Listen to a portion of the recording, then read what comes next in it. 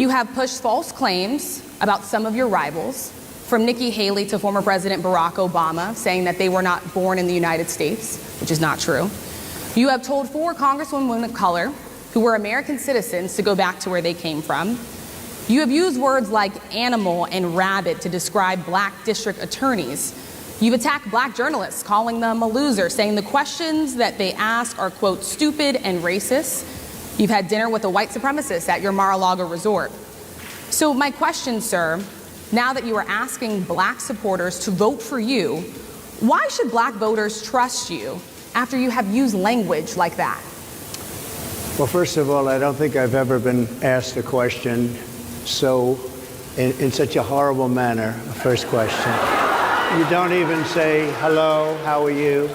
Are you with ABC? Because I think they're a fake news network, a terrible network. And I think it's disgraceful. At the NABJ, former President Donald Trump embarrassed himself to the masses. Donald Trump was in Chicago today. I don't know if you guys know this. He was at the National Association of Black Journalists convention, and it went so much better than you could have imagined. It was so good. I don't know if you watched it. He's on this anti-Kamala, Kamala, whatever you want to call her. Okay, how do Indian people say it? How do you want to say it? Kamala Ben? I'm saying Kamala Ben. Kamala Ben Harris. As representatives of the black community, how are y'all saying it? Kamala. Okay, that's fair. That's some happy medium. Kamala and Kamala Ben, whatever. Just have verbatim. All of a sudden, she's black.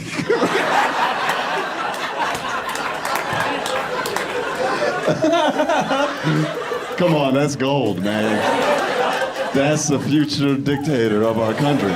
She's just walking down the street. All of a sudden, she just turns black. What a country, man. What a country. Comedian Nimesh Patel recapped the infamous line and crushed Trump's appearance. If you want to really see something that said, take a look at what happened.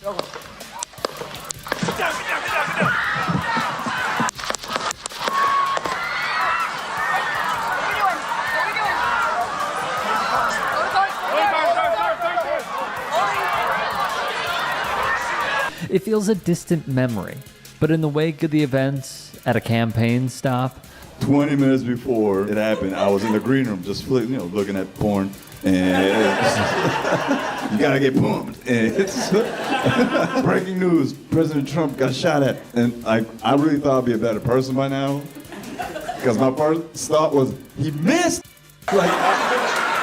I've since revised that statement because I know that had he actually been killed, then we would not be here.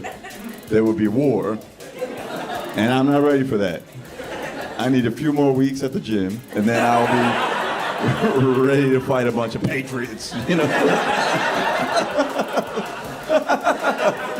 I'm not ready for that.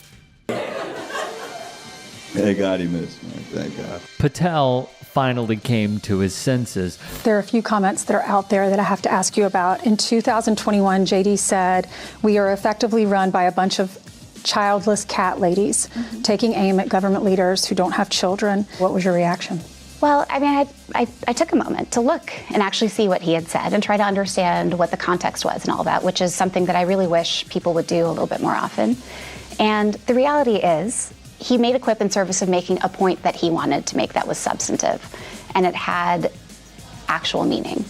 And I just wish sometimes that people would talk about those things, and that we would spend a lot less time just sort of going through this 3-word phrase or that 3-word phrase, because what he was really saying is that it can be really hard to be a parent in this country. And sometimes our policies are designed in a way that make it even harder.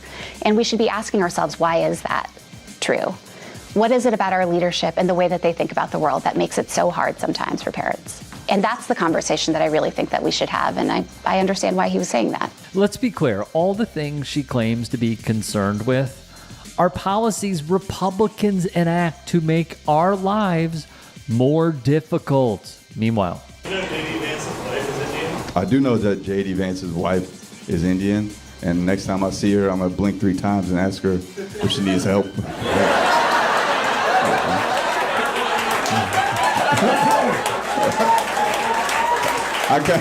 I can't wait to hear Trump pronounce her name. Usher, like the singer.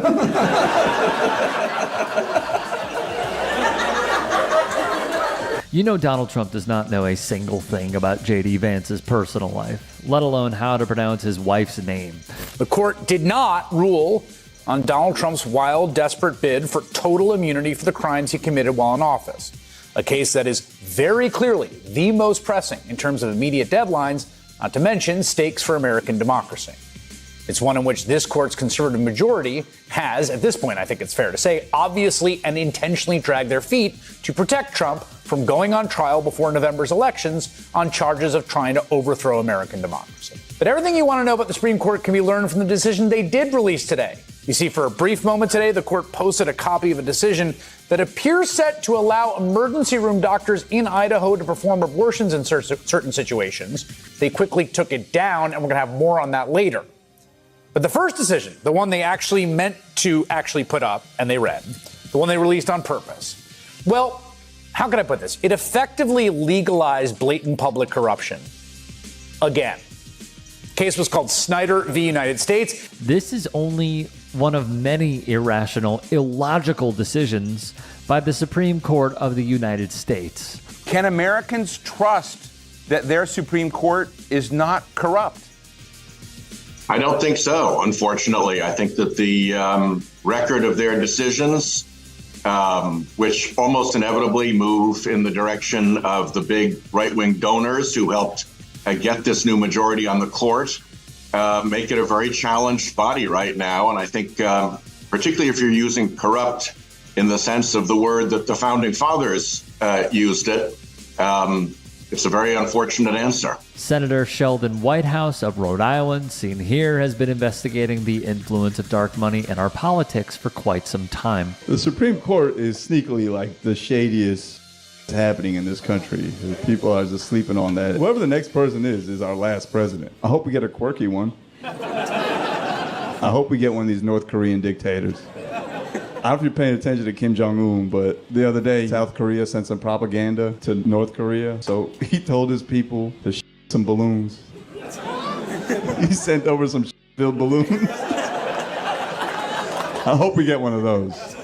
I hope our dictator is just super quirky. Another friend freaked out from the Supreme Court Chevron decision, which apparently ends the power of a lot of regulating bodies. It's like, you don't understand, man. The EPA's, SEC is, the FDA is, our food's gonna be full of E. coli pretty soon. I'm like, E. coli? Good. Lines at Chipotle will be short again. Hilarious, but also, who still eats at Chipotle? America. What is America's destiny? Where you from? Astoria. Astoria, Queens. Beautiful. Who you got in the election? 2020. It's coming up.